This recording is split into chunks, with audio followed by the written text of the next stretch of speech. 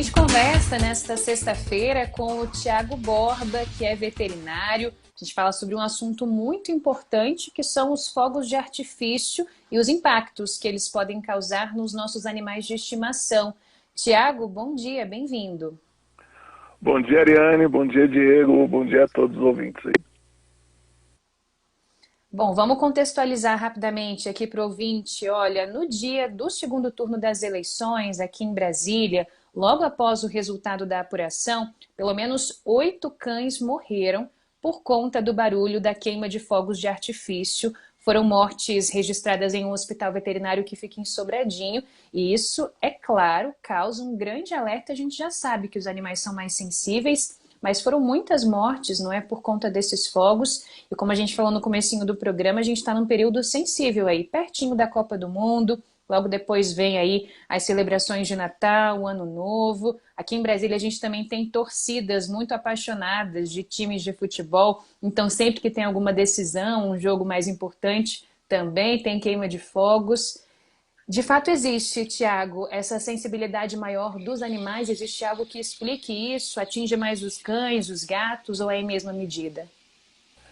Bom, a questão dos fogos, todos os animais eles têm mais sensibilidade, né, auditiva, então eles conseguem ouvir uma gama maior de frequências, né, e barulhos de 4 vezes mais longe para eles, para a gente fica diferente, né, ou seja, um fogo de artifício estourado a 4 quilômetros é como se estivesse estourando praticamente no quintal do cachorro. E aí os nossos pets, eles desenvolvem um comportamento de fuga.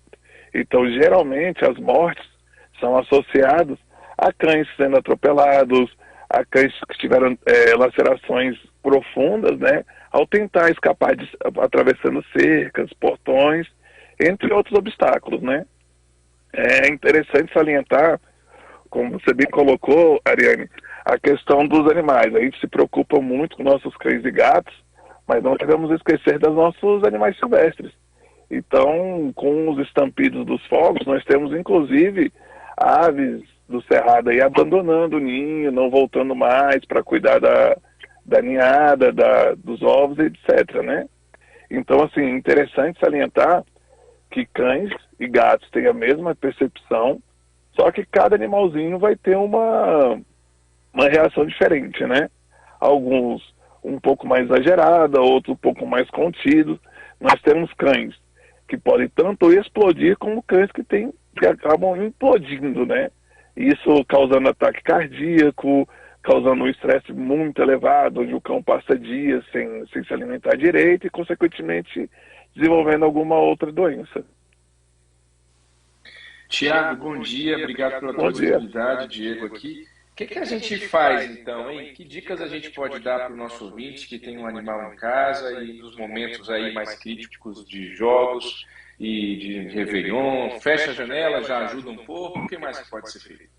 Bom, então em questão de ambiente, nós realmente podemos levar o nosso animalzinho para um ambiente mais tranquilo, mais isolado acusticamente, ou seja, fechando janelas, colocando algum abafador.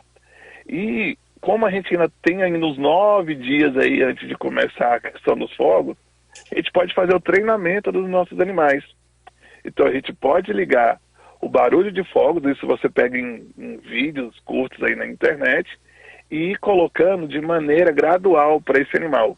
Então ele vai ouvindo esse estampido ali através do alto-falante do celular mesmo, vai ouvindo aquilo diariamente, você vai aumentando o volume, ele vai criando uma dessensibilização. Aí na hora dos fogos para valer, ele já está acostumado com aquele barulho e aí ele não desenvolve talvez uma reação tão grande ao ponto de causar danos à vida dele. Uma outra coisa, a gente pode lançar de alguns sedativos. Então, consultando o médico veterinário, para aqueles cães realmente muito, muito nervosos, você pode ser prescrito, né, um sedativo para aqueles momentos de picos de fogos, então você poder deixar o seu cão um pouco mais desligado, né, desses ruídos externos. Tiago, especialmente porque você trouxe aí a questão da possibilidade de fugas, né, que muitos animais ficam tão nervosos e saem correndo, furam bloqueios, enfim, passam pelas grades e aí acontecem atropelamentos, eles se perdem. De repente, se preocupar um pouco melhor com a identificação dos bichos, em especial nesses períodos, pode ser algo importante, aquelas plaquinhas, telefone do dono, enfim, alguma coisa que faça com que, se encontrado, esse animal possa voltar para casa também pode ser importante. É muito bem colocado, Ariane. Então, assim, uma das questões bacanas na hora dos jogos, cães que realmente ficam dentro de canis ou cães que ficam presos a correntes e coleiras, tem que tomar um cuidado redobrado. Temos casos de cães que pulam um canil e acabam sendo enforcados porque a corrente permite que ele salte, mas não permite que ele continue o trajeto. Então acabam sendo enforcados. Para esses cães que eventualmente irão fugir, é interessante tanto a coleira com aquela tagzinha, aquela medalha com todos os dados, como também o tutor pode ir até um veterinário e fazer a implantação de um chip. Esse chip permite que esse cão sendo encontrado e sendo levado a um outro veterinário, ele faça uma leitura, escaneando essas informações do chip, onde vai ter os dados do tutor. Que é interessante também, isso porque eu recebo várias ligações de clientes querendo microchipar os seus cães, achando que é um microchip de rastreio. E infelizmente essa tecnologia ainda não é disponível para os nossos pets. Então o chip que nós temos é um chip de identificação, que só após a leitura dele com o instrumento apropriado, a pessoa vai ter acesso aos dados do tutor.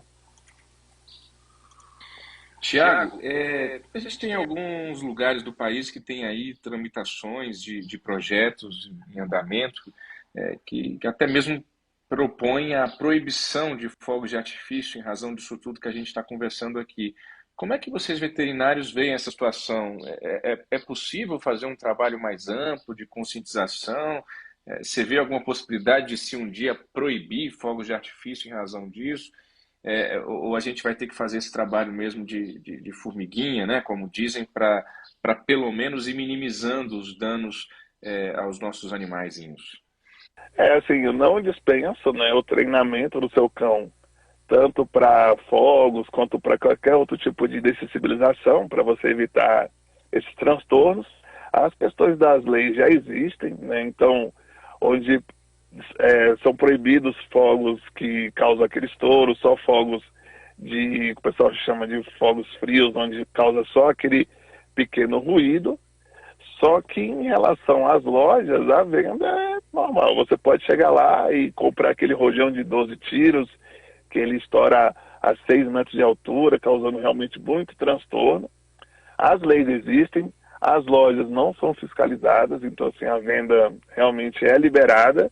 Eu acredito que por conta do número dos nossos pets só aumentando, a população começa a ficar um pouco mais conscientizada, mas alguns condomínios que a gente faz um trabalho forte, ainda não escapamos desse problema. Então, realmente, em épocas comemorativas, o pessoal simplesmente ignora e volta do zero usando esses fogos com maior barulho.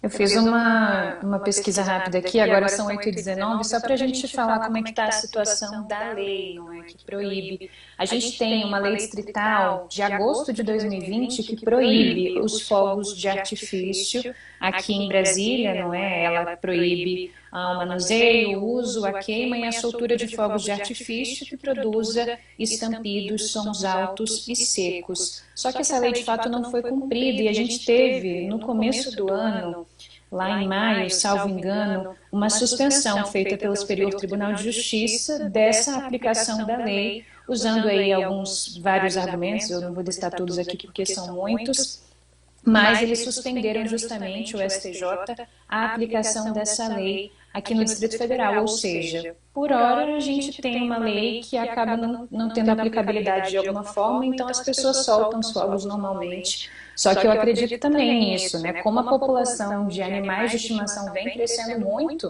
nas casas, certamente esse assunto vai voltar aí a pauta vai acabar ganhando espaço ao longo do tempo e a gente precisa acabar falando sobre isso, né, Tiago?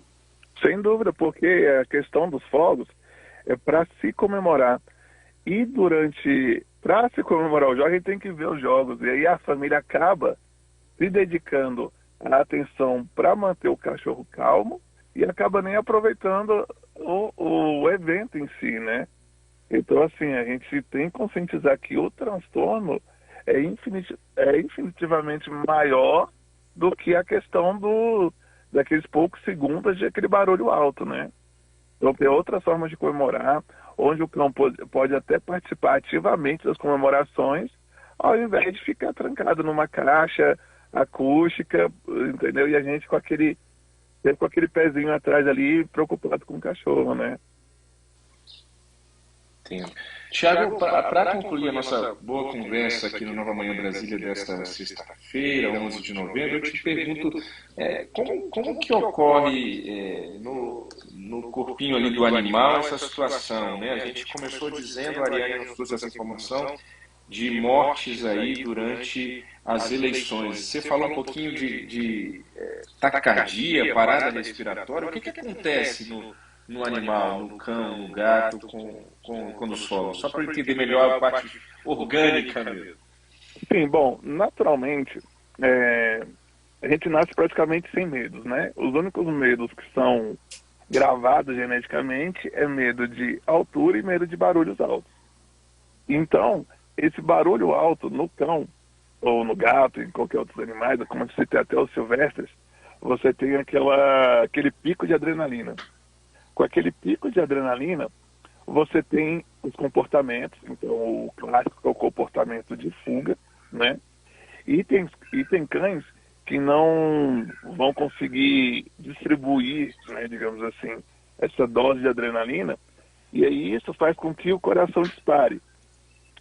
Esse coração disparando e um cão mais idoso, por exemplo, não aguenta esse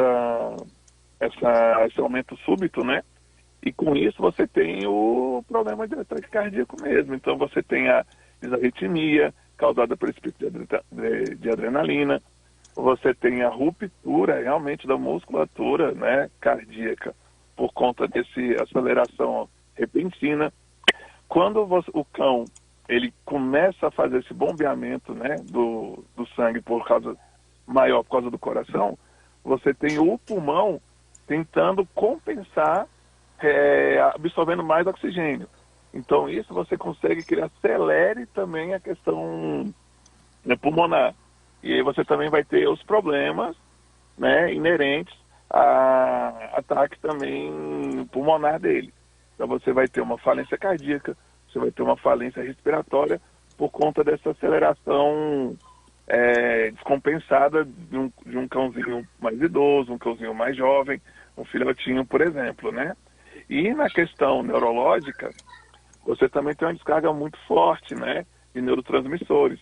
Então você pode desenvolver, um cãozinho ele pode ter um ataque epilético, ele pode entrar, como eu te falei, na questão de uma depressão, né, tanto explodindo quanto implodindo, e isso gera uma cascata de liberação de corticoides, que aí você vai ter até mesmo a famosa, né, aí em humanos, uma gastrite nervosa, você pode desenvolver casos de problemas intestinais, tudo por conta desse choque, né, causado pelos estampidos mais altos.